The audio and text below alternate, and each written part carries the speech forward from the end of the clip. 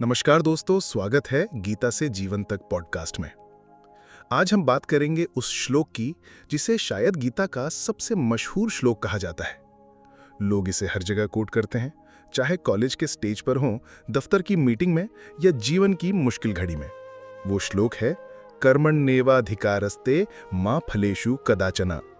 लेकिन क्या हम सचमुच इसका अर्थ समझते हैं या फिर केवल आधा अधूरा मतलब निकालकर इसे यूं ही दोहराते रहते हैं? आज हम इसके असली भाव को समझेंगे एक छोटी सी आधुनिक कहानी के साथ। अब सुनिए ये श्लोक। कर्मण्येवाधिकारस्ते मा फलेषु कदाचन मा कर्म फल हेतुर्भूर मा ते संगोस्त्व कर्मणि। इसका सरल अर्थ है, तेरा अधिकार केवल कर्म पर है, फल पर कभी नहीं। फल की चिंता तुझे कर्म से विचलित न करे और अकर्म यानी कुछ ना करने में भी तेरा मोह ना हो। बहुत लोग इस श्लोक को यूं समझते हैं कि फल की इच्छा मत करो, यानी बिना किसी मकसद, बिना किसी लक्ष्य के बस काम करते रहो। अब सवाल यह है कि अगर इंसान को फल की इच्छा ही ना हो तो काम करने की प्रेरणा कहां से आएगी? क्या कोई छात्र बिना पास होने की इच्छा के किताब खोलेगा? क्या कोई किसान बिना फसल की उम्मीद के खेत जोतेगा? नहीं।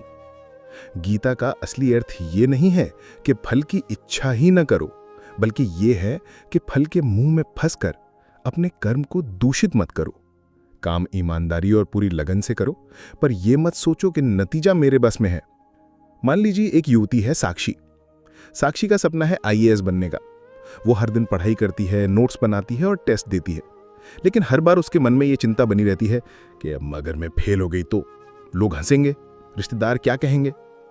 ये डर और फल की चिंता उसकी मेहनत को कमजोर कर देती हैं। फिर एक दिन उसके मेंटोर ने कहा, साक्षी, तुम्हारा काम बस इतना है कि तुम आज का दिन पूरी ईमानदारी से पढ़ो, परिणाम की चिंता मत करो। तुम्हारा अधिकार तैयारी पर है, ना कि यूपीएससी के रिजल्ट पर। उस दिन साक्षी ने गहराई से महसूस किया कि नतीजे की गारंटी हमारे हाथ में नहीं है, लेकिन मेहनत और तैयारी पूरी तरह हमारे हाथ में है। और तभी उसका बोझ हल्का हो गया। दोस्तों, गीता का ये श्लोक हमें बिना लक्ष्य के काम करने की प्रेरणा नहीं देता, बल्कि ये सिखाता है कि लक्ष्य तय करो, मेहनत पूरी ईमानदारी से करो और फिर परिणाम को ईश्वर पर छोड़ दो। यही है कर्मयोग। फल की चिंता छोड़कर कर्म करना, यानी असफलता आने पर भी निराश ना होना और सफलता आने पर भी अहंकार में ना डूबना। तो याद रखिए, हमारा अधिकार सिर्फ कर्म पर है, फल हमारे हाथ में नहीं है, इसलिए चिंता भी छोड़ दें। काम करते समय पूरी निष्ठा रखें, क्योंकि वही असली पूजा है। यही है कर्मण्येवाधिकारस्ते मा फलेषु कदाचन का सच्चा अर्थ।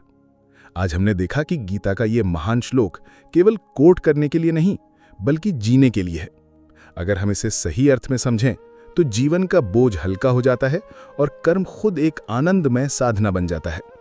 अगले एपिसोड में हम गीता के एक और श्लोक को आधुनिक जीवन से जोड़कर समझेंगे। तब तक के लिए नमस्कार।